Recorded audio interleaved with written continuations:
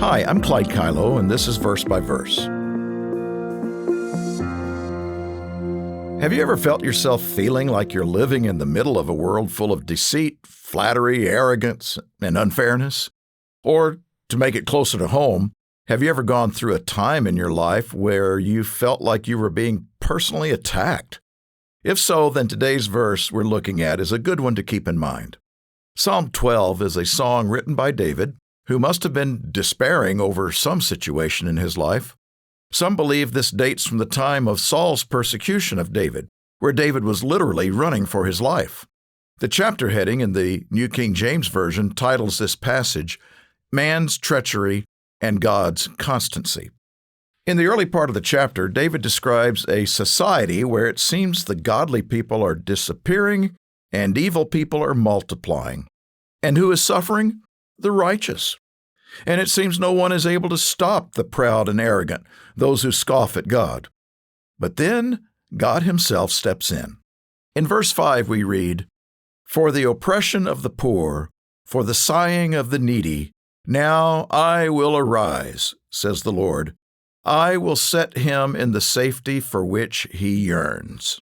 For the moment, we are living in a world that long ago rejected God, and God is allowing this world to go its own way until he chooses to step in, send Christ to return, and put a stop to the universal madness. Those who sincerely strive to obey God in the world today find themselves in the minority, earnestly praying, "Thy kingdom come." But in the meantime, before Christ does return, God is aware, and he does step into the affairs of men to help his people. This phrase in the verse, "for the oppression of the poor, for the sighing of the needy," reminds us that God has a heart for the downtrodden. That is affirmed throughout the Bible, in the law, in the prophets, and the teachings of Jesus. God is not indifferent to suffering. He listens intently to and is moved by the afflicted when they cry out to him, the sighing of the needy. Sighing conveys a heavy heart or pain and longing. And there comes a time when, as we read next, when God says, "Now I will arise." This is the turning point in our situations when we sometimes see no hope. This reminds me of Exodus 3, where God told Moses, "I have surely seen the oppression of my people who are in Egypt, and have heard their cry because of their taskmasters, for I know their sorrows. So I have come down to deliver them." The wicked may think they go unseen and unrestricted, but God will not keep silent forever. This verse reminds us of God's justice, that he will have the final word, and implied in that, our need to trust his timing.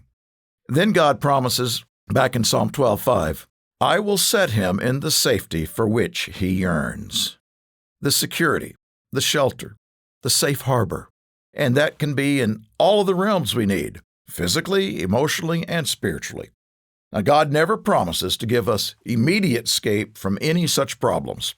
There is almost always a period of time involved. Otherwise, we would have no need to long for relief, for justice, or for deliverance.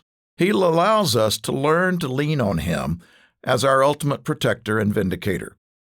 David's poems and songs were preserved to teach us, how to think about life and to think about God when we are in tough times.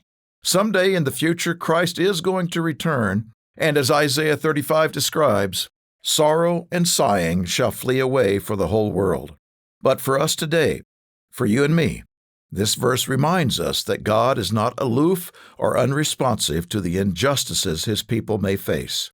He will always lead us to the safety for which we yearn. Verse by Verse is a Life, Hope, and Truth podcast.